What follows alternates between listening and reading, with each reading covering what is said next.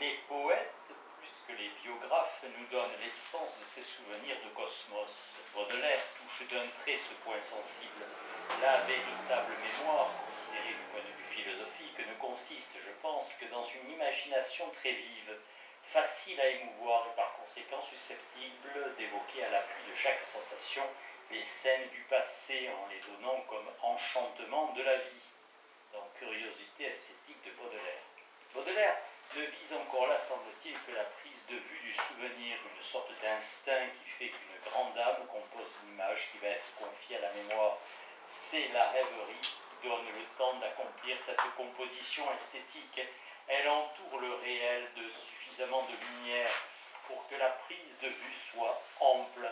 Les photographes de génie savent de même donner de la durée à leur instantané, très exactement une durée de rêverie.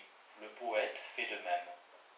Alors, ce que nous confions à notre mémoire en accord avec l'existentialisme du poétique est nôtre, est à nous et nous. Il faut posséder une âme entière, le centre de l'image. Les circonstances trop minutieusement notées feraient tort à l'être profond du souvenir.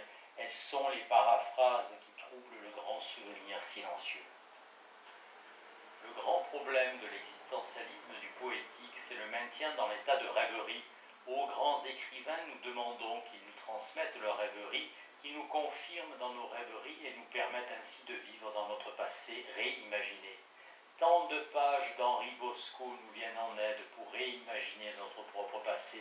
Dans les notes sur la convalescence, toute convalescence n'est-elle pas une enfance, on trouvera mise en ordre toute une préontologie de l'être qui recommence à être en groupant les images heureuses et salutaires. Relisons l'admirable page 156 du récit d'Hyacinthe. Je ne perdais pas conscience, mais tantôt je m'alimentais aux premières offrandes de la vie, de quelques sensations venues du monde, et tantôt je me nourrissais d'une substance intérieure, substance rare et parcimonieuse, mais qui ne devait rien aux apports nouveaux, car si tout était aboli dans ma mémoire véritable, tout par contre vivait avec une extraordinaire fraîcheur dans une mémoire imaginaire. Au milieu de vastes étendues dépouillées par l'oubli, luisait continuellement cette enfance merveilleuse qui me semblait jadis que j'avais inventée. Car c'était ma jeunesse à moi, celle que je m'étais créée, et non pas cette jeunesse que m'avait imposée du dehors une enfance douloureusement suivie. Hyacinthe d'Henri Bosco. En écoutant Bosco, nous entendons la voix de notre rêverie qui nous appelle à réimaginer notre passé. Nous allons dans un ailleurs tout proche, où se confondent la réalité et la rêverie. C'est bien là l'autre maison, la maison d'une autre enfance construite avec tout ce qui aurait dû être sur un être qui ne fut pas et qui soudain se prend à être, se constitue comme la demeure de notre rêverie. Quand je lis des pages comme celle de Bosco, une jalousie me prend, comme il rêve mieux que moi, moi qui rêve tant, du moins en le suivant. Je vais aux impossibles synthèses des lieux de rêve dispersés dans les demeures heureuses sur le cours de maison. La rêverie vers l'enfance nous permet une condensation dans un seul lieu de l'ubiquité des souvenirs les plus chers. Cette condensation ajoute à la maison de l'aimé, à la maison du père, comme si tous ceux que nous avons aimés devaient au sommet de notre âge, vivre ensemble, demeurer ensemble. Le biographe, histoire en main, nous dirait « Vous vous trompez, l'aimé n'était pas dans votre vie au grand jour de la vendange. Le père n'était pas aux veillées devant l'être quand chantait la bouilloire. Mais pourquoi ma rêverie connaîtrait-elle mon histoire? La rêverie étend justement l'histoire jusqu'aux limites de l'irréel. Elle est vraie en dépit de tous les anachronismes. Elle est multiplement vraie dans les faits et dans les valeurs. Les valeurs d'image deviennent dans la rêverie des faits psychologiques. Et il arrive dans la vie d'un lecteur des rêveries que l'écrivain a rendues si belles, que les rêveries de l'écrivain deviennent des rêveries vécues pour le lecteur. Lisant des enfances, mon enfance s'enrichit. Déjà l'écrivain n'a-t-il pas reçu le bénéfice d'une rêverie écrite qui dépasse par fonction ce que l'écrivain a vécu? Henri Bosco dit encore, à côté du passé, pesant de mon existence véritable soumis aux fatalités de la matière, j'avais d'un souffle épanoui un passé en accord avec mes destins intérieurs, et en revenant à la vie, j'allais tout naturellement aux naïves délices de cette mémoire irréelle.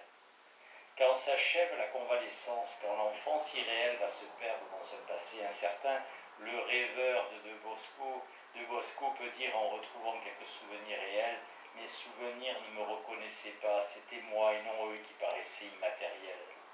Les pages à la fois si aérées et si profondes sont faites d'images qui pourraient être des souvenirs dans les rêveries vers le passé. L'écrivain sait mettre une sorte d'espoir dans la mélancolie, une jeunesse d'imagination dans une mémoire qui n'oublie pas.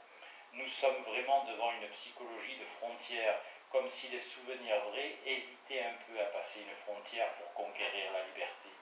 Que de fois Henri Bosco dans son œuvre a hanté cette frontière, a vécu entre histoire et légende, entre mémoire et imagination.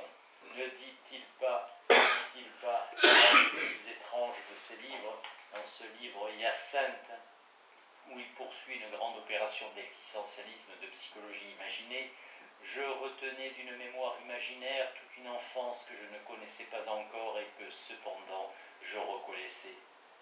La rêverie que l'écrivain mène dans la vie actuelle a toutes les oscillations des rêveries d'enfance, entre le réel et l'irréel, entre la vie réelle et la vie imaginaire.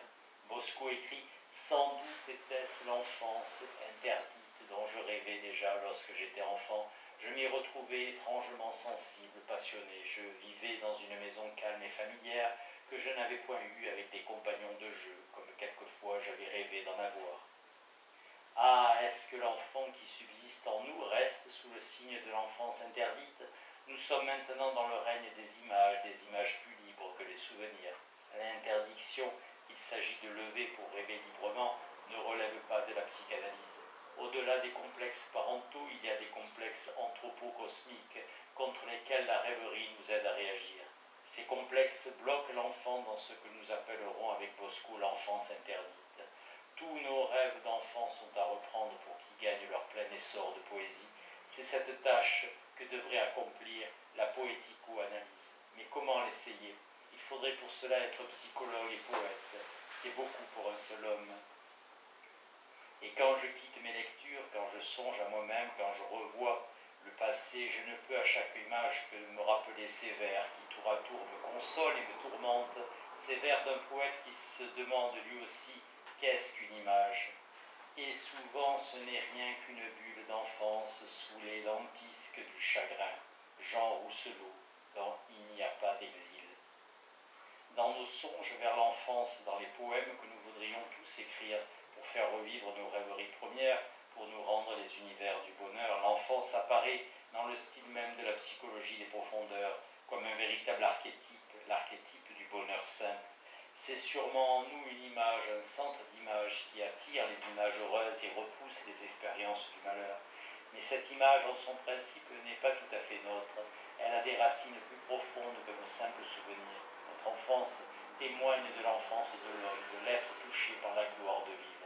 Dès lors, les souvenirs personnels clairs et souvent redits n'expliqueront jamais complètement pourquoi les rêveries qui nous reportent vers notre enfance ont un tel attrait, une telle valeur d'âme.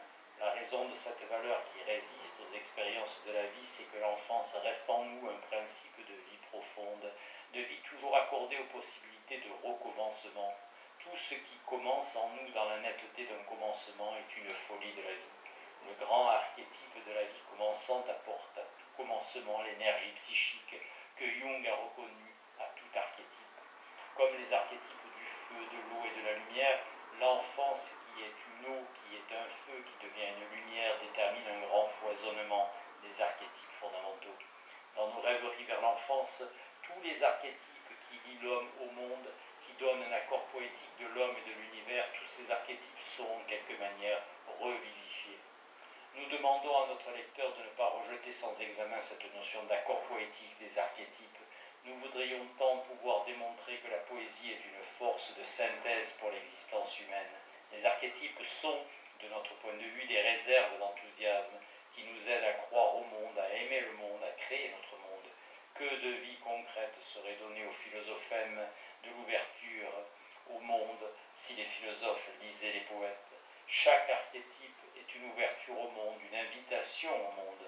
De chaque ouverture s'élance une rêverie d'essor, et la rêverie vers l'enfance nous rend aux vertus des rêveries premières. L'eau de l'enfant, le feu de l'enfant l'enfant, les arbres de l'enfant, les fleurs printanières de l'enfant, que de principes véritables pour une analyse du monde.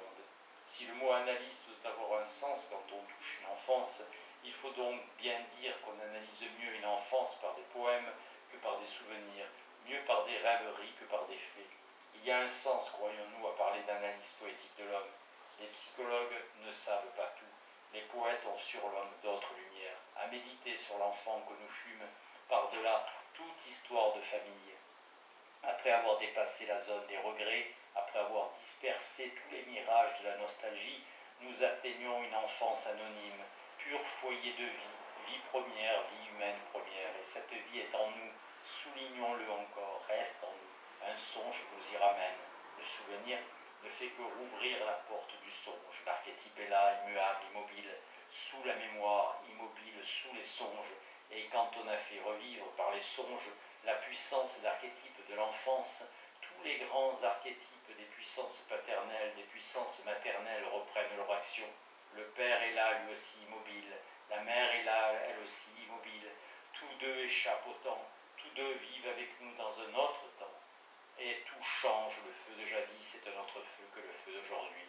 Tout ce qui accueille l'enfance a une vertu d'origine, et les archétypes resteront toujours des origines d'images puissantes. Une analyse par les archétypes, pris comme source des images poétiques, bénéficie d'une grande homogénéité, car les archétypes unissent souvent leur puissance. Sous leur règne, l'enfance est sans complexe. Dans ses rêveries, l'enfant réalise l'unité de poésie.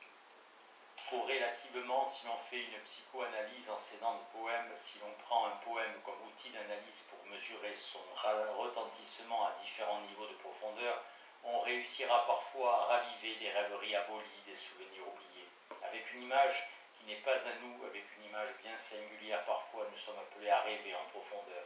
Le poète a touché juste, son émoi nous émeut, son enthousiasme nous soulève. Et de même, les pères racontés n'ont rien de commun avec notre père, rien de commun sinon dans les grands récits de poètes. La profondeur d'un archétype, avec la lecture, se couvre de songes et devient un dialogue avec nos disparus. Rêver et méditer, méditer dans l'intimité même de la rêverie solitaire. L'enfance prend la tonalité d'un poème philosophique. Un philosophe qui donne une place au songe dans la réflexion philosophique connaît avec l'enfance méditer un cogito qui sort de l'ombre, qui garde une frange d'ombre, qui est peut-être le cogito d'une ombre. Ce cogito ne se transforme pas tout de suite en certitude, comme le cogito des professeurs. Sa lumière est une lueur qui ne sait pas son origine. L'existence n'est là jamais bien assurée. D'ailleurs, pourquoi exister puisqu'on rêve? Où commence la vie? Dans la vie qui ne rêve pas ou dans la vie qui rêve? Où fut la première fois, se demande le rêveur. Dans le souvenir tout est net, mais dans la rêverie qui s'attache au souvenir. Il semble que cette rêverie vienne rebondir sur l'insondable. L'enfance se constitue par fragments dans le temps d'un passé indéfini, gerbe mal faite de commencements vagues. Le tout de suite est une fonction temporelle de la pensée claire, de la vie qui se déroule sur un seul plan. En méditant la rêverie pour descendre jusqu'aux sécurités de l'archétype, il faut la profonder, soit dit pour nous servir d'une expression que certains alchimistes aimaient à employer. Ainsi, prise dans la perspective de ces valeurs d'archétype, replacées dans le cosmos des grands archétypes qui sont à la base de l'âme humaine, l'enfance méditée est plus que la somme de nos souvenirs. Pour comprendre notre attachement au monde, il faut ajouter à chaque archétype une enfance, notre enfance. Nous ne pouvons pas aimer l'eau, aimer le feu, aimer l'arbre sans y mettre un amour, une amitié qui remonte à notre enfance. Nous les aimons d'enfance, toutes ces beautés du monde, car nous les aimons maintenant dans le chant des poètes. Nous les aimons dans une enfance retrouvée, dans une enfance réanimée, à partir de cette enfance qui est latente en chacun de nous. Ainsi, il suffit du mot d'un poète, de l'image neuve mais archétypement vraie, pour que nous retrouvions les univers d'enfance. Sans enfance, pas de vraie cosmicité. Sans chant cosmique, pas de poésie. Le poète réveille en nous la cosmicité de l'enfance. Nous donnons par la suite bien des images où les poètes déterminent en nous, au sens de Minkowski, un retentissement des archétypes de l'enfance et de la cosmicité. Car c'est là le fait phénoménologique décisif. L'enfance, dans sa valeur d'archétype, est communicable. Une âme n'est jamais sourde à une valeur d'enfance. Pour singulier que soit le trait évoqué, s'il a le signe de la primitivité de l'enfance, il réveille en nous l'archétype de l'enfance. L'enfance, somme des insignifiances de l'être humain, a une signification phénoménologique propre, une signification phénoménologique pure, puisqu'elle est sous le signe de l'émerveillement. Par la grâce du poète, nous sommes devenus le pur et simple sujet du verbe s'émerveiller. Que de noms propres viennent blesser, brimer, briser l'enfant anonyme des solitudes. Et dans la mémoire elle-même, trop de visages reviennent qui nous empêchent de retrouver les souvenirs des heures où nous étions seuls, bien seuls dans le profond ennui d'être seuls, libres aussi de penser au monde, libres de voir le soleil qui se couche, la fumée qui monte d'un toit, tous ces grands phénomènes qu'on voit mal quand on n'est pas seul à regarder. La fumée qui monte d'un toit, trait d'union du village et du ciel. Dans les souvenirs, elle est toujours bleue, lente et légère. Pourquoi ? Enfant, on nous montre tant de choses que nous perdons le sens profond de voir. Voir et montrer sont phénoménologiquement en violente antithèse. Et comment les adultes nous montreraient-ils le monde qu'ils ont perdu ? Ils savent, ils croient qu'ils savent, ils disent qu'ils savent. Ils démontrent à l'enfant que la terre est ronde, qu'elle tourne autour du soleil. Pauvre enfant rêveur, que ne faut-il pas écouter ? Quelle délivrance pour ta rêverie quand tu quittes la classe pour remonter sur le coteau, sur ton coteau. Quel être cosmique qu'un enfant rêveur. Entre la mélancolie légère dont naît toute rêverie et la mélancolie lointaine d'un enfant qui a beaucoup rêvé, l'accord est profond. Par la mélancolie de l'enfant songeur, la mélancolie de toute rêverie a un passé, une continuité d'être. La continuité de l'existentialisme de l'être songeur se forme dans cet accord. Nous connaissons sans doute des rêveries qui préparent notre vigueur, qui dynamisent des projets, mais précisément, elles tendent à rompre avec le passé. Elles alimentent sans révolte. Or, les révoltes qui restent dans les souvenirs d'enfance nourrissent mal les révoltes intelligentes d'aujourd'hui. La psychanalyse a pour fonction de les guérir, mais les rêveries mélancoliques ne sont point nocives. Elles aident même à notre repos. Elles donnent du corps à notre repos. Si nos recherches sur la rêverie naturelle, sur la rêverie reposante pouvaient être poursuivies, elles devraient se constituer en une doctrine complémentaire de la psychanalyse. La psychanalyse étudie une vie d'événements. Nous cherchons à connaître la vie sans événements, une vie qui n'engraine pas sur la vie des autres. C'est la vie des autres qui apporte dans notre vie les événements. Au regard de cette vie attachée à sa paix, à cette vie sans événements, tous les événements risquent d'être des traumas, des brutalités masculines qui troublent la paix naturelle de notre anima, de l'être féminin qui en nous, répétons-le, ne vit bien que dans sa rêverie. Adoucir, effacer le caractère traumatique de certains souvenirs d'enfance, tâche salutaire de la psychanalyse, revient à dissoudre ces concrétions psychiques formées autour d'un événement singulier. Mais on ne dissout pas une substance dans le néant. Pour dissoudre les concrétions malheureuses, la rêverie nous offre ces eaux calmes, les eaux obscures qui dorment au fond de toute vie. L'eau, toujours l'eau, vient nous tranquilliser. De toute façon, les rêveries reposantes doivent trouver une substance de repos. Si la nuit et ses cauchemars relèvent de la psychanalyse, la rêverie des belles heures de repos n'a besoin peut-être positivement salutaire, pour être positivement salutaire, que d'être maintenue par une conscience de tranquillité. C'est la fonction même d'une phénoménologie de la rêverie, de redoubler le bienfait de la rêverie par une conscience de rêverie. La poétique de la rêverie n'a plus qu'à déterminer les intérêts d'une rêverie qui maintiennent le rêveur dans une conscience de tranquillité. Ici, dans une rêverie vers l'enfance, le poète nous appelle à la tranquillité consciente.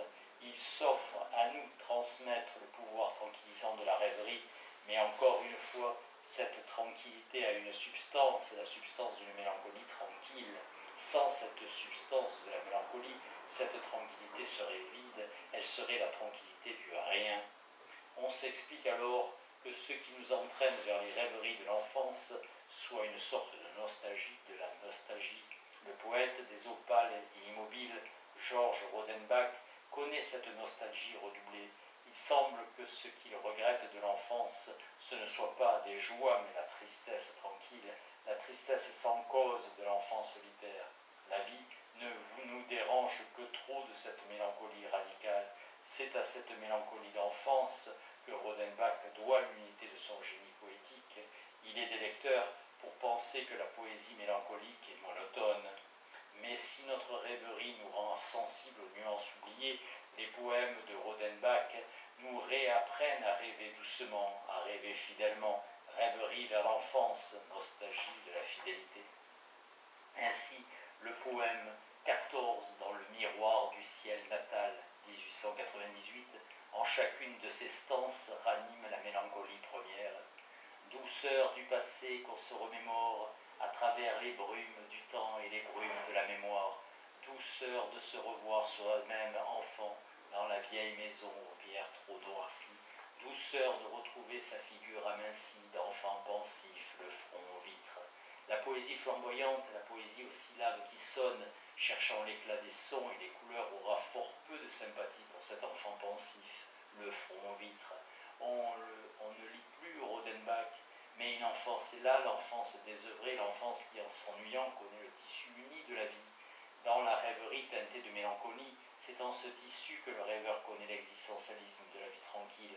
Avec le poète, alors, nous retournons à des plages d'enfance écartées de toute tempête. Dans le même poème, Rodenbach écrit, page 63, « A-t-on été cet enfant que voilà, silencieuse et triste enfance qui jamais ne rit ?» Page 64, « Enfant trop nostalgique qui se sentait triste, enfant qui ne jouait jamais, enfant trop sage, enfant dont l'âme était trop atteinte du nord. Ah, ce noble, ce pur enfant qu'on a été et qu'on se remémore toute sa vie. » Ainsi, bien simplement, le poète nous met en présence d'un souvenir d'état. Dans un poème sans couleur, sans événement, nous reconnaissons des états que nous avons connus, car dans l'enfance la plus turbulente, la plus joyeuse, n'y a-t-il pas des heures du Nord?